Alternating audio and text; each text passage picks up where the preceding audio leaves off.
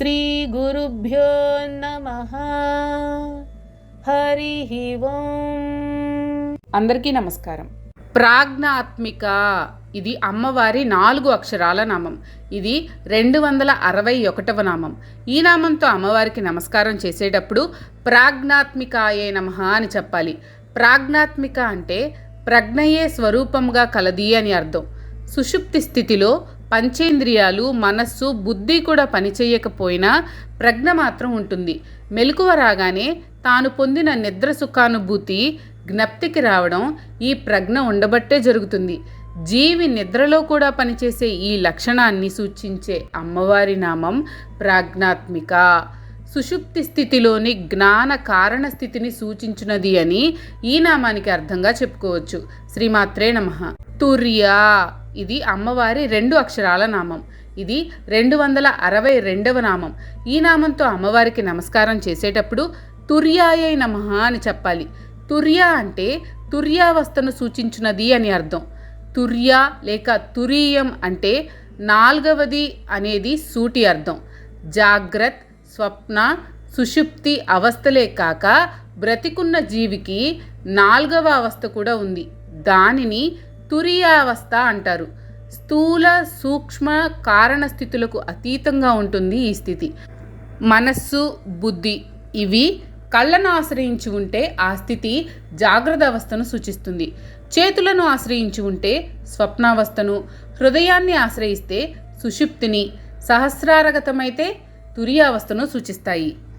బుద్ధి లయమైపోకుండా సహస్రారంలోని అమ్మవారి చిత్కళతో అనుసంధానమై ఉంటే అప్పుడు బుద్ధి చిన్మయమవుతుంది. అప్పటి అనుభూతి స్థితిని తురియం అంటారు.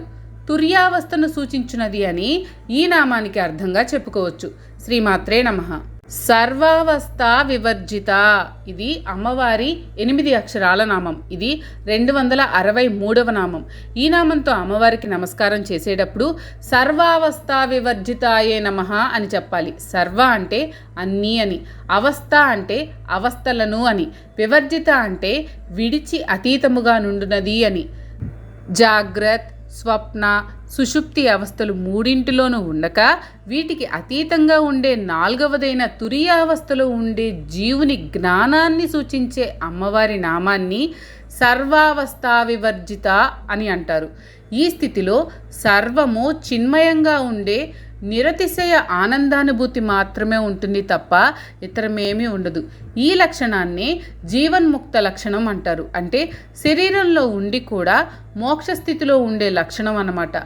అన్ని అవస్థలను విడిచి వాటికి అతీతంగా నుండున్నది అని ఈ నామానికి అర్థంగా చెప్పుకోవచ్చు. వాస్తవానికి విశ్వరూప నుండి సర్వావస్థా వివర్జిత దాకా ఉండే 8 నామాలను ఒక వర్గంగా భావించి అర్థం చెప్పుకోవాలి. విశ్వరూప, తైజసాత్మిక, ప్రాజ్ఞాత్మిక అనే నామాలచే సంకేతింపబడే వ్యక్తి పరిధిలోని జాగ్రత్త, స్వప్న, సుషుప్తి అవస్థలకు చెందిన జీవుణ్ణి, సమిష్టి పరిధిలో వరుసగా వైశ్వానర, హిరణ్యగర్భ, ఈశ్వరనామాలచే సంకేతిస్తారు. ఈ 3 స్థూల, సూక్ష్మ కారణస్థితులను సూచిస్తాయి. అందుకే వీటిని సూచించే వైశ్వానర, హిరణ్యగర్భ, ఈశ్వరుల అనుగ్రహాన్ని వరుసగా శరీరంతో చేసే పూజతో, వాక్కులతో చేసే స్తోత్రాదులతో, మనస్సుతో చేసే ధ్యానంతో పొందాలి.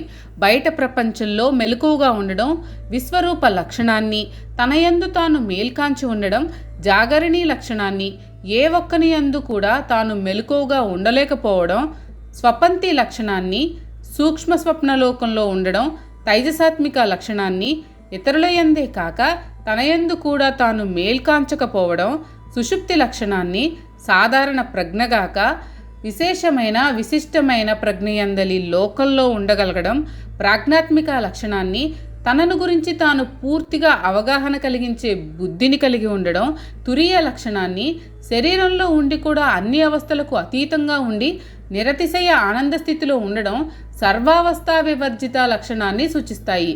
మనం కలగన్నట్లే అమ్మవారు కూడా ఈ ఇలను కలగంటుంది. అంటే అమ్మవారు కనే కలే ఈ సమస్త ప్రపంచం అన్నమాట. మనం అమ్మవారి యందు భావన చేయడం వలన అమ్మవారికి ఈ కల వస్తుంది. ప్రతి సత్యం గోచరమైనప్పుడల్లా కల నుండి మెలకువ వచ్చినట్లే అర్థం చేసుకోవాలి. మనం మరణించేలోగా ఇలా ఎన్నోసార్లు మేల్కొంటాం. జీవితంలో ఇలాంటి కలలు ఎన్నోసార్లు వస్తాయి, ఎన్నోసార్లు మేల్కొంటాం. ప్రతిసారి మెలకువ వచ్చినప్పుడల్లా అంతకు పూర్వం స్థితి అబద్ధమని, తర్వాత స్థితి నిజమని అనిపిస్తుంది. అసలు నిజంగా మెలకువ రావడం అంటే తనలో అమ్మవారి ప్రజ్ఞకు నోచుకోవడమే. వాడే పరాప్రకృతి యందు మేల్కొనినవాడు. సుప్తి, స్వప్న, జాగ్రత్త, తుర్యావస్థలు అనే 4 పేర్లు అల్లబడిన గుడ్డ ఏ దారంతో చేయబడిందో ఆ దారం వచ్చిన ప్రతి అమ్మవారు. అందుకని ఆవిడ యందు ఈ 4 స్థితులు ఉంటాయి కానీ ఆవిడకు ఇవి ఉండవు అని ఈ నామాలను అర్థం చేసుకోవాలి. ముందు చెప్పిన 4 అవస్థలతో పాటు మరణం అనేది కూడా జీవునికి ఒక అవస్థగా చెప్పుకోవచ్చు. అప్పుడు ఈ 5 అవస్థలను ఇప్పుడు తెలిపే ఉదాహరణ ద్వారా బాగా అవగాహన చేసుకోవచ్చు. ఒక జీవి యొక్క ప్రాణమును త్రాడుతోనూ, ఆ త్రాడు కట్టిన బాల్చిని అనగా బకెట్ని జీవి దేహంతోనూ పోల్చుకుని ఆ బాల్చి త్రాడును నూతి గెలక మీదుగా నూతిలోని నీటిలోకి జారవిడుస్తున్నాం అనుకోండి. అప్పుడు 5 రకాల స్థితులలో ఉండే బాల్చీని ఇప్పుడు ముందు చెప్పుకున్న 5 రకాల అవస్థలతోనూ సమన్వయపరిచి అర్థం చేసుకోవచ్చు. సృష్టికర్త్రి, ఇది అమ్మవారి 4 అక్షరాల నామం. ఇది 264వ నామం. ఈ నామంతో అమ్మవారికి నమస్కారం చేసేటప్పుడు సృష్టికర్త్రే నమః అని చెప్పాలి. సృష్టి అంటే సృష్టిని అని, కర్త్రి అంటే చేయునది అని. ఈ నామం నుండి పంచకృత్య పరాయణ వరకు ఉండే నామాల్లో అమ్మవారి పంచకృత్యములు, ఆ కృత్యములకు అనుగుణమగు రూపనామములు వివరించబడ్డాయి. సృష్టిని చేయడం అమ్మవారికి పంచకృత్యాల్లో ప్రథమ కృత్యం అవుతుంది. బ్రహ్మ అనుభూతి నుండి జీవి అనుభూతి వేరవడానికి చేసే కృత్యమే సృష్టి కృత్యం.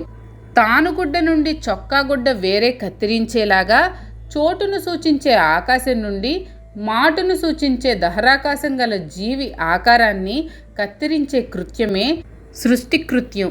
జగన్నిర్మాణమే సృష్టి. మూల ప్రకృతి స్థితి నుండి అమ్మవారు ఈ ప్రపంచాన్ని సృష్టిస్తుంది.